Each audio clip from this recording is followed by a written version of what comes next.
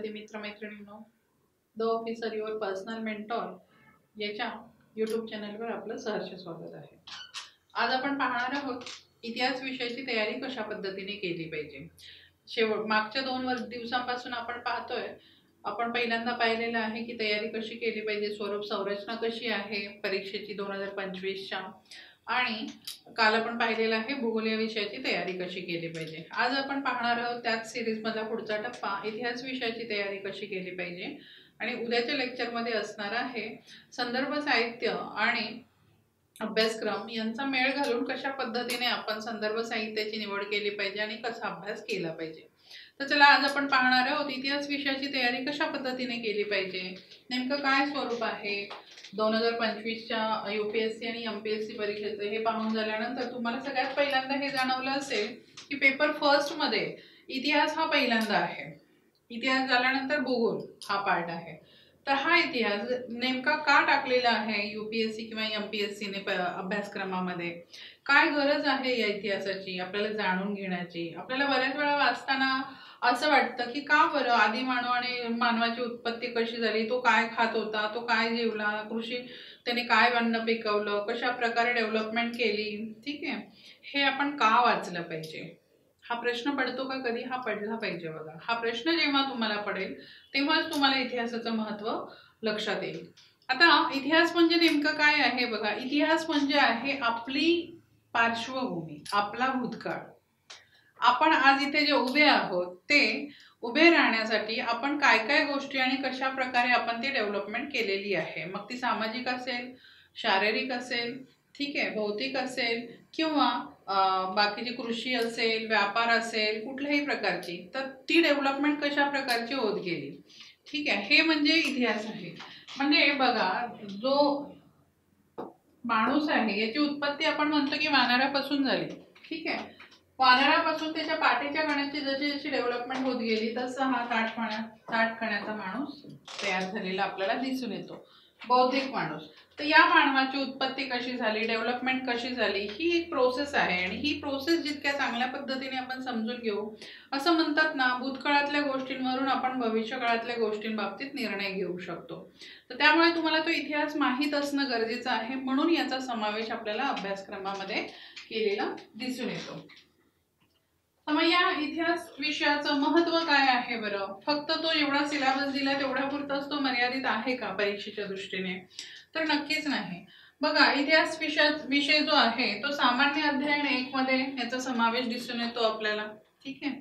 त्यानंतर सामान्य अध्ययन पेपर 2 मध्ये, मॅडम तुम्ही 2 मध्ये कसं काय म्हणू शकता बरं, राज्यशास्त्र हा विषय आहे, यामध्ये तुम्ही कसं काय इतिहासाला घालू शकता? बघा, राज्यशास्त्र या विषयाची सुरुवात कुठून होते?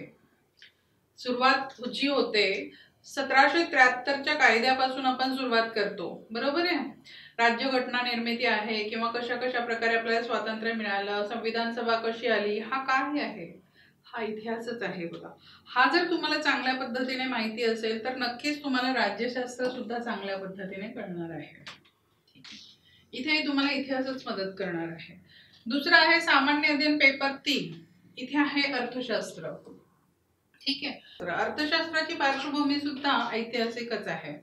तुम्हाला ऐतिहासिक म्हणजे स्वातंत्र्यापूर्वी जर हे माहिती असेल की आपली आर्थिक स्थिती कशी होती आणि त्या आर्थिक स्थितीमध्ये तंत्रज्ञानाचा वापर करून कशा प्रकारे बदल घडून आलेले आहेत आणि स्वातंत्र्यानंतर आपण कशा प्रकारे प्रगती केलेली आहे, हे केव्हा कळणार आहे तुम्हाला? जेव्हा तुम्हाला त्याचा इतिहास माहिती असेल। त्याच वेळी तुम्हाला चांगल्या पद्धतीने अर्थशास्त्र कळणार आहे आणि तुम्हाला त्याच्यावर चांगल्या पद्धतीने उत्तर लिहिता येणार आहेत। सामान्य अध्ययन पेपर 4 मध्ये आहे तुमचं इथिक्स। आता इथिक्स मध्ये इतिहास काय मदत करणार आहे? जर तुम्ही इथिक्सचा सिलेबस नीट पाहिला असेल तर त्यामध्ये बरेच विचारवंत दिलेले आहेत। उदाहरणार्थ आपले महात्मा गांधी सुद्धा दिसून येतील आपल्याला त्यामध्ये तुम्हाला डॉक्टर बाबासाहेब आंबेडकर सुद्धा आहेत।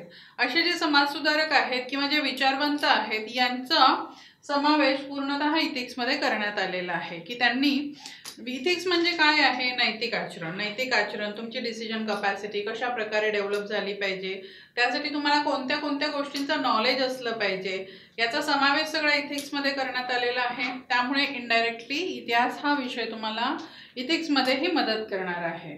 आणि सगळ्यात महत्त्वाचा पुढचा पार्ट आहे तो म्हणजे आहे निबंध लेखन. निबंध लेखनामध्ये कोणताही विषय तुम्ही घेतला, कोणताही विषय घेतला तर त्याची जेव्हा आपण पार्श्वभूमी लिहितोय दॅट इज हिस्ट्री, राईट. हिस्ट्रीच आहे. कुठल्याही विषयाची पार्श्वभूमी जेव्हा आपण लिहितो की सुरुवात कुठून कशा प्रकारे झाली, ठीक आहे, तर तो हिस्टॉरिकल बॅकग्राऊंड आपल्याला माहीत असणं गरजेचं आहे आणि तिथे नक्कीच तुम्हाला काही प्लस पॉइंट्स मिळणार आहेत. त्यामुळे इतिहास बघा किती महत्त्वपूर्ण आहे. आपली पार्श्वभूमी आपण जेव्हा स्वशी रिलेट करून जेव्हा इतिहास वाचू तेव्हा आपल्याला तो चांगल्या प्रकारे समजणार आहे आणि इतक्या विषयांमध्ये त्याचा आपल्याला फायदा होणार आहे, ठीक आहे. त्यामुळे इतिहास तितकाच महत्त्वाचा आहे, ठीक आहे. मग आता या इतिहासाचा अभ्यासक्रम कसा आहे बघा. इतिहास तुमचे जर टप्पे बघितले असतील परीक्षेचे तर एक पूर्व परीक्षा असते आणि एक मुख्य परीक्षा असते. पूर्व परीक्षेमध्ये तुम्हाला ऑब्जेक्टिव्ह पॅटर्नचे क्वेश्चन असतात. आता या ऑब्जेक्टिव्ह पॅटर्न मध्ये भारताचा जो इतिहास आहे तो आहे बघा. भारताचा इतिहास, भारतीय राष्ट्रीय चळवळ आणि महाराष्ट्राच्या भारांशासह इतकंच दिलंय. म्हणजे तुम्हाला पूर्व परीक्षेला काय आहे, भारताचा म्हणजे आधुनिक भारताचा इतिहास आणि राष्ट्रवादी चळवळ आणि त्यामध्ये जो काही महाराष्ट्राचा अधिक सहभाग असेल, जिथे जिथे ज्या ठिकाणी महाराष्ट्राचा संदर्भ जास्त आला असेल तो पाठ तुम्हाला करायचा आहे. आता याचा पूर्ण वेटेज किती आहे बरं पूर्व परीक्षेला? 10 ते 15 प्रश्न, ठीक आहे. 10 ते 15 प्रश्न. तुमचा 200 मार्क्सचा हा पेपर आहे आणि प्रत्येक प्रश्नाला 2 गुण आहेत, लक्षात घ्या. म्हणजे इथं वेटेज किती झालं? 20 ते 30 गुणांचं. 20 ते 30 गुणांचं वेटेज दिसून येतं आपल्याला. त्यामुळे आपल्याला इतिहास पूर्व परीक्षेमध्येही तितकाच महत्त्वपूर्ण घटक आहे, कारण एक एक मार्क्स महत्त्वाचा असतो, बरोबर. आणि त्यामुळे आपल्याला मॉडर्न हिस्ट्रीचा अभ्यास पूर्व परीक्षेसाठीही करायचाच आहे. सगळ्यात महत्त्वाचं आहे की बघा अभ्यासक्रम पूर्व परीक्षा जसं बघितलं, भारताचा इतिहास, भारतीय राष्ट्रीय चळवळ आणि महाराष्ट्राचा विशेष संदर्भ, ठीक आहे. या पद्धतीने आपल्याला पूर्व परीक्षेसाठी तयारी करायची आहे इतिहासाची. पण आपण जेव्हा तयारीला सुरुवात करतो तेव्हा सुरुवात करताना कधीही पूर्व परीक्षेपासून न करता ती मुख्य परीक्षेपासून केली पाहिजे. जर आपण मुख्य परीक्षेचा सिलेबस पाहिला तर तो पूर्णपणे तुमच्या ह्याच्या पूर्व परीक्षेच्या सिलेबसला इन्क्लूड करून घेतो. म्हणजे याचा अर्थ काय आहे, मुख्य परीक्षेची तयारी केली की विनासायास आपली 70 ते 75% पूर्व परीक्षेची तयारी होऊन जाते. त्यामुळे सुरुवात ही कुठून करायची आहे? मुख्य परीक्षेपासून, ठीक आहे. आता मुख्य परीक्षेचा जर आपण सिलेबस पाहिला तर बघा 6 पॉइंट मध्ये तुम्हाला सिलेबस दिलेला आहे त्यांनी. सगळ्यात पहिला आहे भारतीय संस्कृती. भारतीय संस्कृतीमध्ये काय काय आहे तर इथं तुम्हाला आलेलं आहे प्राचीन काळापासून आधुनिक काळापर्यंत कला, प्रकार, साहित्य आणि स्थापत्यशास्त्राचे ठळक पैलू. आता जर इथे बघितलं इव्हन पूर्व परीक्षेच्या याच्यामध्येही जसं मी आधुनिक भारत सांगितलं पण त्यामध्येही तुम्हाला प्राचीन आणि मध्ययुगीन भारत याचाही समावेश आहे. पण त्याचं वेटेज थोडंसं कमी असलेलं दिसून येतं. पण तो तुम्हाला माहीत असणं गरजेचं का आहे? कारण या मुद्द्यासाठी.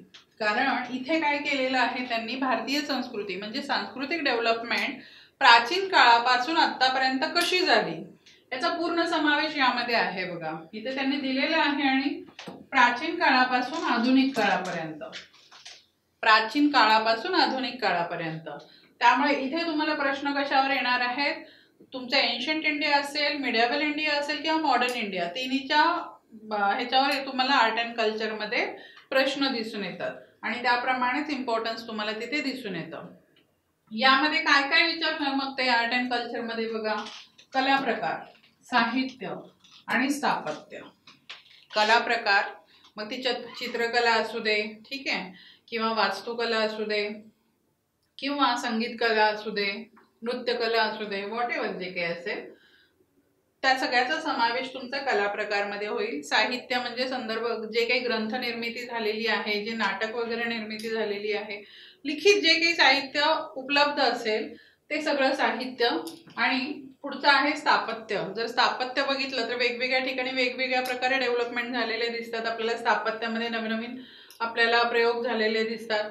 ठीक आहे, तर त्या सगळ्याचा समावेश यामध्ये होतो भारतीय संस्कृतीमध्ये. हा मुद्दा इतका एक्सप्लेन करण्याचं कारण हे आहे की या मुद्द्याला सर्वाधिक वेटेज आहे हिस्ट्रीमध्ये, लक्षात घ्या. त्यामुळे तुम्हाला एन्शंट पासून मॉडर्न पर्यंत व्यवस्थित स्टडी करायचा आहे डेव्हलपमेंटच्या दृष्टीने, कल्चरल डेव्हलपमेंटच्या दृष्टीने. पुढे आहे आधुनिक भारताचा इतिहास. आधुनिक भारताचा इतिहास कुठून सुरू केलेला आहे यांनी बघा, 1750चे दशक ते आजपर्यंत. इथून पूर्ण आपल्याला आधुनिक भारताचा इतिहास करायचा आहे.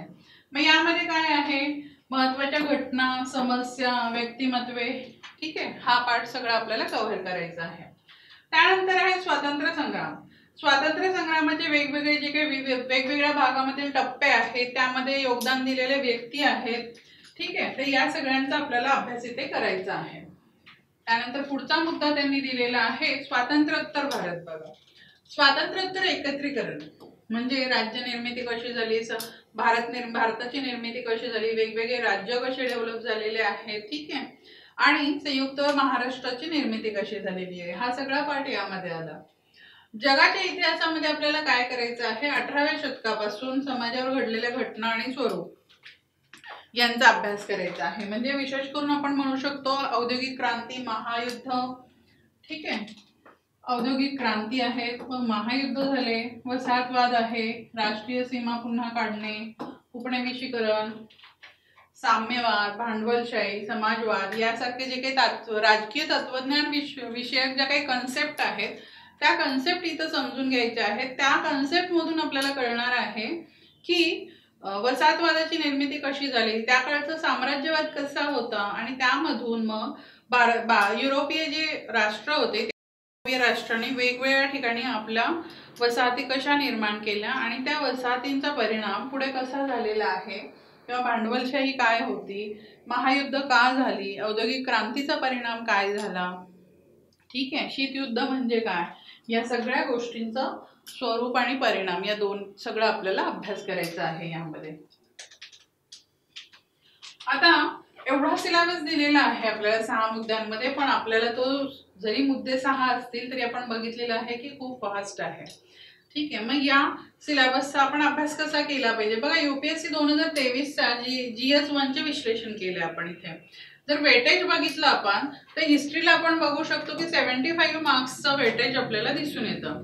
75 मार्क्सचे प्रश्न इथे विचारलेले दिसतात. आणि बघा, पहिला जो मुद्दा होता जो मी म्हणाले की art and culture, art and कल्चरवर जर तुम्ही प्रश्न बघितले तर किती आहेत, 40 गुण. ठीक आहे, म्हणजे 75 पैकी 40 हे तुमच्या एकाच पॉइंटवर आहेत, आर्ट अँड कल्चरवर. आणि मॉडर्न हिस्ट्रीमध्ये 35 आहेत. मग मॉडर्न मध्ये सगळंच आलं, modern history, world history included आहे सगळं. ठीक आहे, आणि त्याला वेटेज किती आहे, 35 मार्क्सचं वेटेज आहे. यावरून आपल्याला कळेल की आपला हिस्ट्रीचा अप्रोच कसा असला पाहिजे, अभ्यास कशा पद्धतीने केला पाहिजे. आपण राजे पाठ केले पाहिजेत, पॉलिटिकल हिस्ट्री पाठ केली पाहिजे, का आपली सेल्फ डेव्हलपमेंट कशी झाली याकडे लक्ष दिलं पाहिजे. बघा, हा मुद्दा लक्षात ठेवा. आता इतिहास म्हटलं की मुलांना काय होतं की मॅडम खूप अवघड आहे, खूप डेटा आहे, खूप फॅक्ट्स आहेत, आम्हाला खूपच अवघड जातं, जड जातं, कारण आम्हाला समजतच नाही की कशा प्रकारे अभ्यास केला पाहिजे, काय नेमकं वाचलं पाहिजे. बघा, इन शॉर्ट मी जसं मगाशी एकाच पेपरचं फक्त ओव्हरऑल तुम्हाला वेटेज सांगितलं त्या विषयाचं. ठीक आहे, त्यामधून तुम्हाला बरेच मुद्दे क्लिअर झाले असतील की कुठे फोकस करायचं आहे. याच प्रकारे तुम्हाला अजून डिटेलमध्ये तुमच्या सिलेबस आणि म्हणजे जो अभ्यासक्रम आहे त्याचं आणि आधी UPSCने विचारलेल्या प्रश्नांचं एकत्रीकरण करून तुम्हाला ते अनालिसिस, विश्लेषण करायचं आहे. त्या विश्लेषणावरून तुम्हाला काही मुद्दे क्लिअर होते. हे विश्लेषण का गरजेचं आहे बघा, तर यामध्ये अभ्यासक्रमातील महत्त्वाचे घटक लक्षात येतात की मी कोणत्या घटकाला किती वेळ दिला पाहिजे. अदरवाईज आपलं काय होतं की आर्ट अँड कल्चरचा मुद्दा एवढाच आहे, तर मग मी माझ्या अभ्यासामध्ये अभ्यास करत असताना 6 मुद्दे आहेत ना, तर प्रत्येकाला 15-15 दिवस देणार जरुरी आहे का. इट मे बी असं होऊ शकतं की तुम्ही 1 महिना आर्ट अँड कल्चरला दिला पाहिजे, बरोबर आहे की नाही, कारण त्याच्यातून तुम्हाला मार्क्स जास्त मिळणार. हे कधी कळणार आहे तुम्हाला, जेव्हा तुम्ही PYQ आणि सिलेबस अनालिसिस कराल.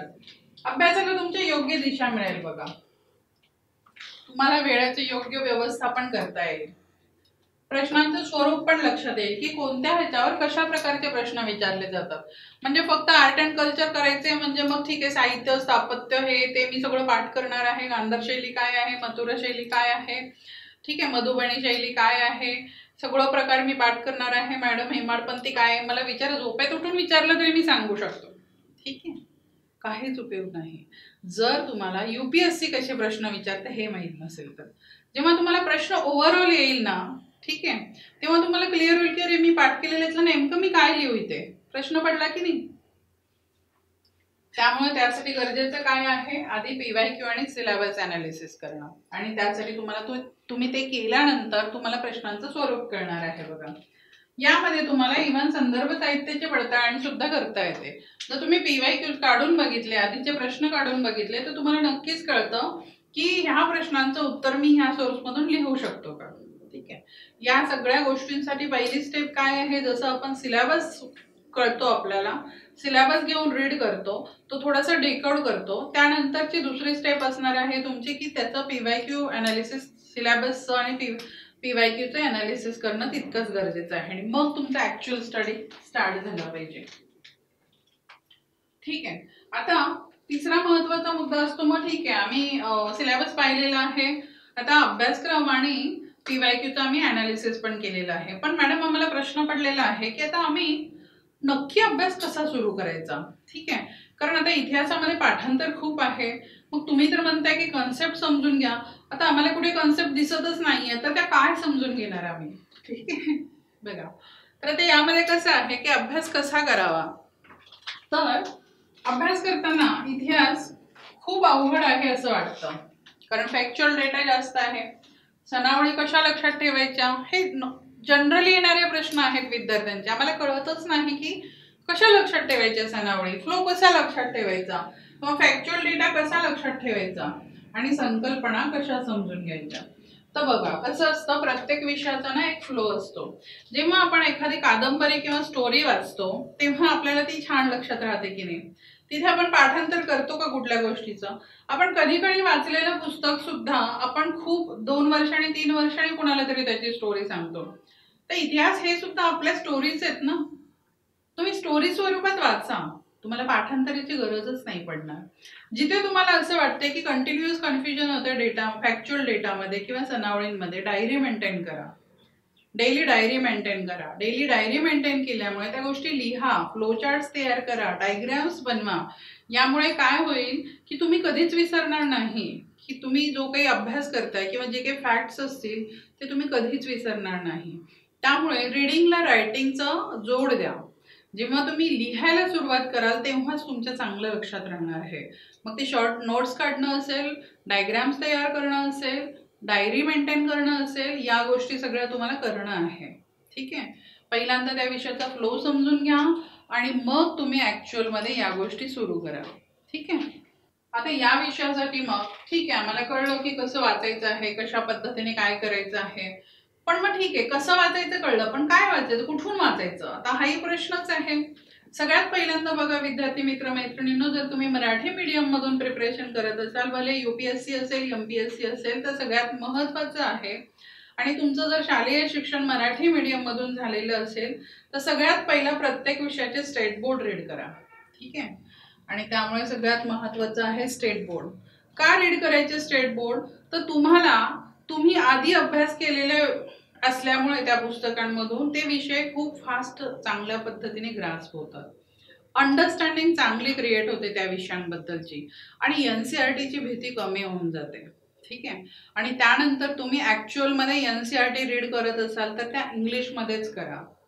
ठीक आहे, कारण तुम्हाला जे प्रश्न येतात ते प्रश्न तुम्हाला हिंदी आणि इंग्लिशमधून येतात, बरोबर, UPSCला स्पेसिफिक. तर तुम्हाला जर त्याच्या टर्म्स इंग्लिशमधल्या माहिती नसतील, तुम्हाला तो प्रश्नच नाही कळला तर तुम्हाला उत्तर नाही लिहिता येणार, तुमचं नॉलेज मांडताच येणार नाही. त्यामुळे बघा, काही सोर्सेस इंग्लिशमधून वाचणं मस्ट आहे, आणि त्यामुळे कंपल्सरी NCERT इंग्लिशमध्ये ओरिजिनल वाचा. ठीक आहे, ओरिजिनलच वाचल्या पाहिजेत त्या. आणि त्यामुळे पहिला सुरुवात तुम्ही स्टेट बोर्ड पासून करायचं आहे, आणि मग तुम्ही NCERT रीड करायचे आहेत, ज्यामुळे तुम्हाला ती बेसिक स्टोरी कळलेली असणार आहे. त्यामुळे तुम्हाला तो चॅप्टर अंडरस्टँड व्हायला अवघड नाही होणार. मग अवघड जाणार नाही. ठीक आहे. त्यानंतर आपण रेफरन्स बुक कडे जर गेलो, आता स्टेट बोर्ड आणि एनसीईआरटी झाले, मग आम्हाला रेफरन्स बुक काय रीड करायचे आहेत, तर नितीन सिंघानियाचं कला व साहित्याचं पुस्तक आहे, हे तुम्ही रीड केलं पाहिजे आर्ट अँड कल्चरसाठी स्पेसिफिक. त्यानंतर बघा, मॉडर्न हिस्ट्रीसाठी जनरली आपण वापरतो Bipin Chandra, India struggle for independence Bipin Chandra, आधुनिक भारताचा इतिहास ग्रोवर अँड बेल्लेकर, हे सगळंच आपण वापरतो, हेच वापरा, काही हरकत नाही. भारतीय कला व संस्कृतीसाठी भूषण देशमुख सरांचंही एक पुस्तक आहे, तेही तुम्ही रीड करू शकता. आणि जगाच्या इतिहासासाठी जैन अँड माथुर हे पुस्तक रीड करू शकता. मग जेव्हा तुम्ही स्टेट बोर्ड आणि एनसीईआरटी खूप इन डिटेल करता ना, त्यानंतर तुम्हाला ह्या पुस्तकांचं सुद्धा काहीही ओझं वाटणार नाही की हे एवढे मोठे पुस्तक आहे आणि मी कसं वाचू, काय वाचू, कारण ते स्पीड ऑटोमॅटिक क्रिएट होऊन जातं. ठीक आहे. त्यामुळे तो विषयाचा फ्लो समजून घ्या, कशा पद्धतीने आपण तो विषय अंडरस्टँड करून घेतला पाहिजे, तो स्वतःशी रिलेट करून वाचा, तेव्हाच तुम्हाला इतिहास सोपा जाणार आहे. अशा पद्धतीने बघा, आपण पूर्ण पाहिलेलं आहे की इतिहासासंदर्भात सिलेबस काय आहे, इतिहास म्हणजे काय, तो कसा अभ्यास केला पाहिजे, नेमके आपले प्रश्न कुठले आहेत आणि त्या प्रश्नांचं उत्तर काय असू शकतं, इव्हन त्याचे सिलेबस आणि अभ्यासक्रमाचं जे अभ्यासक्रम आणि पीवायक्यूचं अनालिसिस आहे तर ते कशा पद्धतीने केलं पाहिजे, का गरजेचं आहे, वेटेज किती आहे. बघा, तुम्हाला हे माहीत असणं गरजेचं आहे की तुमच्या पेपरचं, तुमच्या विषयाचं त्या पेपरमधलं वेटेज किती आहे, किती मार्क्सला तो एक्झामला प्रश्न येणार आहे. अशा पद्धतीने आपण इतिहासाबद्दल कुठलीही भीती न बाळगता छान पद्धतीने, जसं माझ्या घरी माझे आई बाबा किंवा माझी आजी स्टोरी सांगत होती त्या पद्धतीने, किंवा एखादं स्टोरी बुक वाचतो या पद्धतीने अभ्यासाचं बर्डन न घेता जर रीडिंग केलं तर तो नक्कीच सोपा विषय आहे. आणि तशा पद्धतीने तुम्ही अभ्यास कराल अशी मी आशा नक्कीच व्यक्त करेन या लेक्चर नंतर. तर अशा प्रकारे आपण आज पाहिलेलं आहे पूर्ण इतिहास विषयाची तयारी कशी करायची. उद्याच्या लेक्चरमध्ये आपण पूर्ण रेफरन्स साहित्य बघणार आहोत, कुठल्या कुठल्या पुस्तकं कुठल्या कुठल्या विषयांसाठी वापरायचे आहेत. धन्यवाद. The officer your personal mentor चॅनलच्या नवनवीन अपडेट्ससाठी चॅनलला लाईक, सबस्क्राईब आणि शेअर करा. थँक्यू.